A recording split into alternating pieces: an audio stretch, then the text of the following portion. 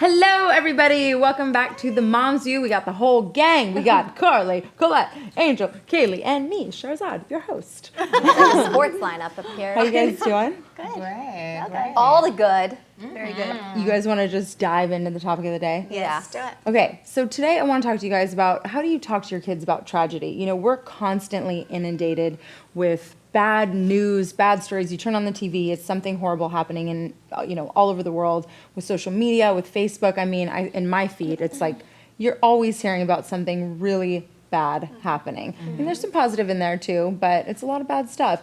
You know, Idris is one-ish, and he obviously doesn't know what's going on, but there's going to be a time when I have to sit him down and explain to him what death means, what hate is. So how do you guys deal with that? I feel like, personally, I'm just very honest, especially with Braylee, because she asks a lot of questions. So I'm just very, very honest with my kids about what's going on and what's happening and how I feel about it, and I try to remain calm. But I just try to be as honest as possible. You know, I can't really talking about tragedy without getting into what I believe, because that really affects how I talk to them about it. Yeah. Because when we dealt with a tragedy in my home, when my mom passed away, it's really hard to know what to do, and especially my dad. It's like he's going through all of this. Like, how do you talk about something that's so hard to understand and so like there's just so much sadness and evil. It's like how do we overcome that? So, I mean, with my kids, I agree with Kayli. I just really want to be open and honest with them and tell them, you know what, there are bad things that happen. There are people that make bad choices, and we can't control those, but we can control what we do and how we react. And our goal is to help spread happiness and positivity and to realize that these things are going to happen, but they can either break us or make us stronger. And that's our goal, is to let them teach us something and make us stronger. Well said. I just took Cooper to kind of silly San Andreas Fault with the Rock, and the whole time his little face was just like, I'm like, maybe this is too much for him. But after we had a really good conversation about, scary things happen in the world other than, people getting sick and dying, and he kept just saying, Mom, can stuff like that happen to us? And I was like, yes. I think what Kayli said, honesty is the best policy with our kids. I think there's two approaches I want to have with Cooper. One is that I try to teach him, that's why you should have a really great relationship with your parents, because we love you and we are here to guide you in the best way that we know how. And that's why it's important that you always really listen to your mom and your dad, because we're going to do the best that we can to protect you, to take care of you, and to lead you in the direction that we feel is best for you, and that you should always try to stay close to us. And two, communication is key. Just talking to him and being able to say, bad things happen to good people, good things happen to bad people, and as experiences in our lives come up, I think it's always good to take time to sit down with your kids, and before you explain anything, ask them how they're feeling and how they assess the situation and how they see it, because sometimes I think we get into explaining things in such a tunnel vision when kids don't even see things the way that we would see them. And so I'm just all about sitting down and having that time just to let them explore their feelings and hear what they have to say and how they see it. I think you can learn from your kids. They see things in such a pure way. Right. And you can learn from your kids if you'll listen to them. Right. With little Marcus, we've had obviously close death in the family, so he understands the meaning of life and death, and he's still at the age where he takes it very matter-of-factly. There's not a lot of emotion put on it because he's not to that age yet. You know what I'm saying? Yeah.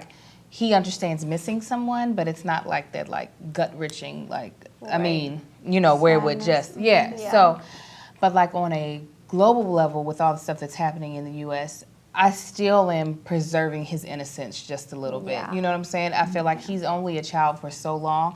That doesn't mean that I'm not a watchdog. In the camp that he's in, he's no longer in it, but a camp that he was in, this is not the reason why I took him out, but he's the only brown child in that camp of 60 kids. Oh, okay. Yeah. And I'm very watchful. I'm just I want to make sure my baby is being treated just like all these other kids. If all these other kids are being treated great, he should be treated great. If they all being treated poorly, you can treat him poorly and I'm going to get my money back. But that's another issue. Yeah, that's a whole other issue. But I do, I have a heightened sense, especially with everything going on, because it's, people would love for it to be rainbows and smiles and feel as if you know, Right. these problems that we're having because of people's ignorance, because of the hate that somehow grew in them, didn't exist, but it does exist. Right. Yeah. But because he's 5, I don't really try to shove that down his throat that, you know, Right. there are people that are not going to like you just because you either have a certain belief or you have a certain color to your skin. And I don't really know what age, I mean, because he does see different skin colors, but I don't know what age I will feel comfortable letting him know Right. that you might get treated a certain way because of nothing that you did, but because Right. someone is just not right in the head. Yeah, and it might be when the issue arises, like if he experiences it. Yeah, yeah. I feel like that's Firsthand. been like the most natural way is like things will come up and Cooper will say, well, why did, and you know, and he kind of goes into it without me having to really say, this is why people are mistreated, you know, and so that's been interesting to see that he even picks up on some things that I don't even have to really, you know, teach him before it happens. And so it's been interesting just to have that really great open communication with him. So I always wonder, like, you know, I mean, I look at all of our pure, innocent, beautiful, curious, Perfect, well-behaved, perfect little smartest. angel babies. And I'm like, somewhere along the line, you know, all these terrible people out there were once these pure, innocent things. What happened in their life that messed them up so much that they became murderers or, you know, Right. whatever? Yeah. Right. So I think about that and I don't know, do you think your kids, like, understand hate yet? I don't think he knows how to hate, but I've seen him get so, like, if somebody beats him at something, or the other day at tennis lessons, this kid, like, just smacked him in the hand, and you could just see this look in his face. But I've tried to teach Cooper that anger is a secondary emotion. Usually when we feel anger, it's coming from something first. Like, we feel like our feelings got hurt, we're insecure, we're feeling vulnerable, but then it's more natural to exercise anger, and so I've tried to teach him, like, I'm that mom that's like, use your feelings, use your words, but I don't know if it's hate, but they definitely, I don't think they also know how to express their emotions, so Right. it feels just natural to be mad at somebody, you know? They don't get their way. Right. How do you guys stay calm even if you're really worried, worked up, emotional? How do you deal with it?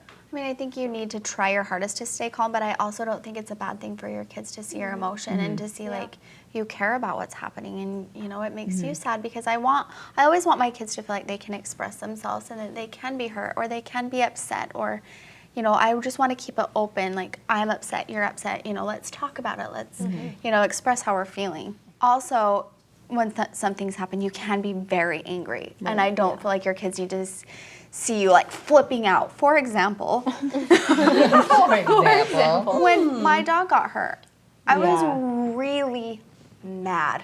I was really upset, and I was saying things that I shouldn't have said. Well, Braylee Like what? went and Let's hear the told dirt. the people who I was really upset Oh. with.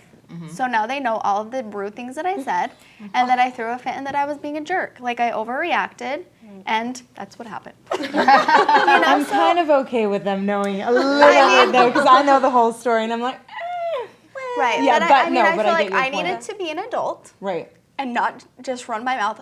And it was hard. I like just did not have control. I was just like, and now everyone knows what I'm saying. One time, a therapist told me that it's not bad for our children to see us fighting or upset or to experiencing these range of emotions. It's just the pivotal moment is actually seeing how we recover from them. So it's like the recovery process and showing your kids that, okay, mom was mad. Sometimes when you're mad, you say things you don't mean, but teaching them how to recover and to come away from those things with a positive experience and recovering from a fight or learning to say you're sorry or, you know, just like little things like that. And that really stuck with me. I'm like, that's true, because it's inevitable that bad things aren't going to happen or are going to happen. Right. What is in our power is how we react to them, how we choose to walk away from the situation, and that's, I think, the strongest tool we can give our kids. Have you ever had to sit them down and tell them something bad just happened? Well, when his godfather passed away, I couldn't do it. I told my husband there was it was the day before we were having the babies, and I was like, there's no way I will be a just sobbing fool. And I was like, and I don't want him to see me that sad. I think that's going to hurt him too much. So my husband did it, and my husband, he was crying when he told him, and my son tried to cheer him up, which made my husband cry even harder. He was just sweetheart. like, you have other friends? And he's Right. like, oh my gosh.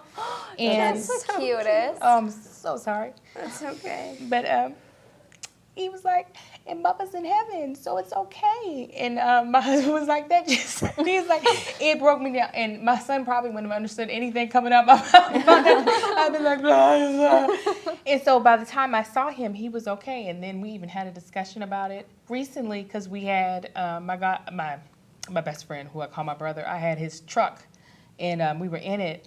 And he brought him up, and I was like, do you miss him? He was like, yeah, I miss him right now. And I was just like, what do you miss about him? And he was telling me, so I know he can compute it, but also deal with it in a way for him that's healthy, and where he's not like in a depressed mode, because I feel like he saw us deal with it in a way that was healthy. We acknowledged that we were sad, but we also realized life moves on. It's okay.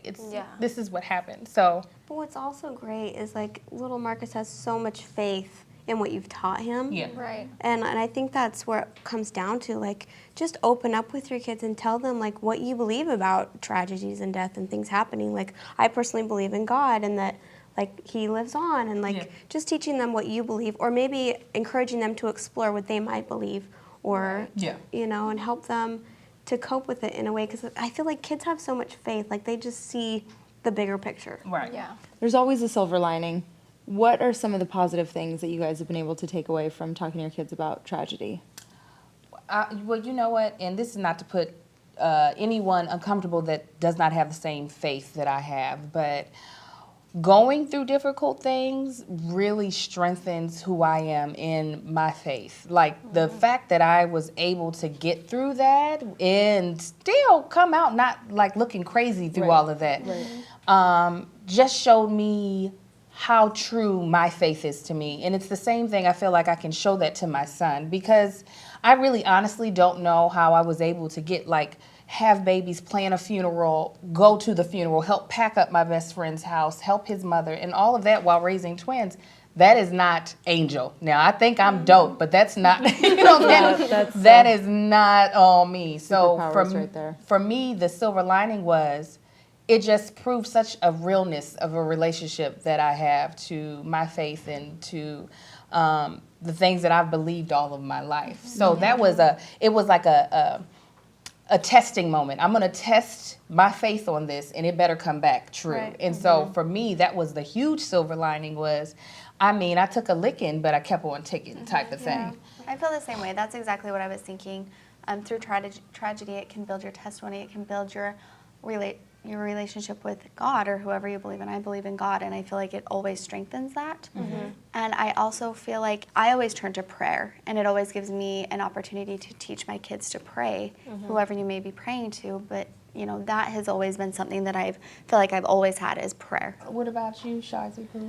I don't know how I'm going to deal with this. You know, I am not religious at all, so there's never been an element of religion whatsoever in my life, but I do believe in, like, positive thought, and some people call that prayer, and I you know, to me it's kind of the same thing. And I think just teaching compassion and, you know, loving everybody for who they are, and trying to, I really want to raise well-cultured, educated, worldly, compassionate person who doesn't treat anybody differently based on their sexual orientation, skin color, religious beliefs, whatever. Right. That's not how I was raised, so I hope to, you know, pass that along to Idris and any other future babies that come along. But, you know, I have an early memory of when I was 9 and my aunt passed away, and I just remember it was like one of the saddest times in our family. It was just, it was awful. So I think that that's like a really strong message, no matter what you believe in, is just positive thought and controlling your own reactions, because that's all you can do. So I also think with tragedy, I think the worst thing you can do is, like, when something happens, you just leave things unsaid. Like, sometimes people clam up and they feel like, I don't know how to deal with this, we're just not going to talk about it. I think that's what's going to strengthen your children, is talk about your emotions. If you're unsure about something, say you're unsure. Like, I don't know, I can't fix problems, there's no solution, there's no answer, but I feel that way too. Like, let's talk about how we feel.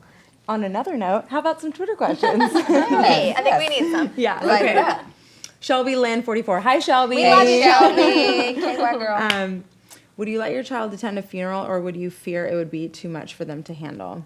I remember the first funeral I went to. I was in high school, and it was a friend who passed away sophomore year. and it was so sad. It was so sad, and I think I was just barely old enough to deal with that. I was 15 or 16. I don't know that I would have been okay any younger than that. Not that I think there's a right age or a wrong age, and I mean, I think it's different if it's like a grandparent that had like an amazing life and it's more of a celebration than like a tragic death might be like really, really hard to deal with. I would want to keep Idris from that for, until he's like a teenager. My grandpa passed away a couple of years ago, and both of my kids went to his funeral, and I thought that was important for them to see him. And, you know, they loved him. We loved him so much, and he had led a great life. I think he was taken too early, but they both attended that. And I think I had an uncle who passed away, and I asked Braylee if she wanted to go with me, or Braylee had expressed that she wanted to go, and I told her about it, and we talked about it. Gage, on the other hand, I feel like, you know, like you were saying, he's still so young, and he still has this innocence about him. He doesn't understand everything, so I am like you. I like try to protect that, where Braylee is now older, and she asks questions, and she wants to experience these things, and she handles things really well. So she did go with me to that funeral. Gage did not, and I feel like, you know, with things like that, that's usually the case. Like, Braylee wants to be a part of those things. So Every kid is different. Yeah. Obviously. I remember going to my great-grandfather's funeral when I was like 4 years old. That was the first funeral I went to. But he was, like, in my mind, old as dirt. So it didn't have that, like, oh, tragic. Grandpa Abner. It wasn't that didn't have it for me. But, like, my best friend, Nina, her father passed away. She took all of her kids, and her kids are between the ages of 1 and 10.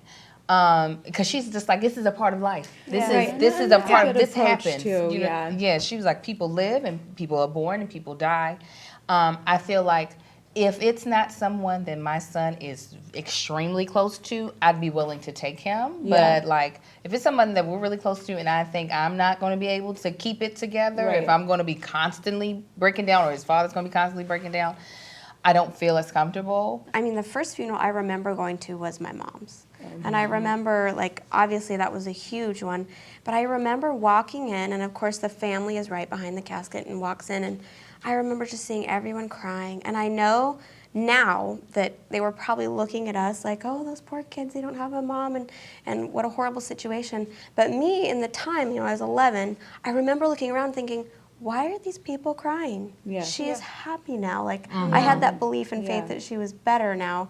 So I think it definitely depends on the kid and the situation, whether you take them or you don't. I personally think that it's healthy. I would take Cooper. Other than that, though, then I kind of have that fear of, like, where's the etiquette lie? You know, do you bring a baby? Because you want to be there. Maybe you don't have a babysitter, but do you bring a small baby to a funeral where others are trying to, like, mourn and be serious and connect with this, you know, funeral service, and your baby's like jumping and laughing? You know, where's the etiquette in that? So I don't know. Do you guys have a feeling on that, preference on that? Well, our funerals in our family and the people that I'm close to, we do celebratory funerals. So like, we're singing, clapping. I mean, it's like happy to sad back and forth. So bringing a baby is not a problem. Like there was my girlfriend, when we had Wendell's going away service, her baby was sitting on her lap, front row, like jumping up and down and playing, because we really do believe, like, if we honestly believe in this place called heaven and it's supposed to be a better place than here, then there is no reason for us to make this God,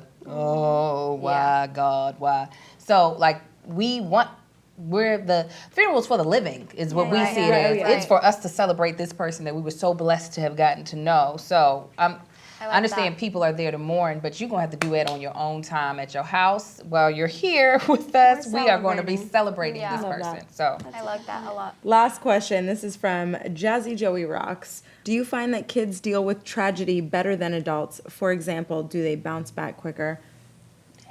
I'm sure yes. Yeah. Yes, absolutely. I think we get caught up in the life and the memories and da da da da da. And my son sees it just so matter of fact. Right. I just am astounded by it. I think it totally depends on the kid and, you know, maybe what the parents have taught them. Yeah. Because I feel like, you know, at the time, I feel like I did, but now, I mean, since then, I feel like I've gone through things in life that it's been harder. So I think it just depends on the kid. And I mean, because there's just so much they don't know, but then later when they know it, it's like, oh, yeah, that was really hard. I can't believe I went through that, you know?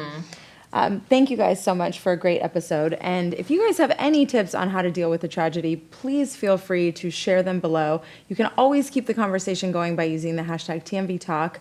And we want to leave you on a positive note. So hope you have a great day, and we'll see you next time. Bye, everybody.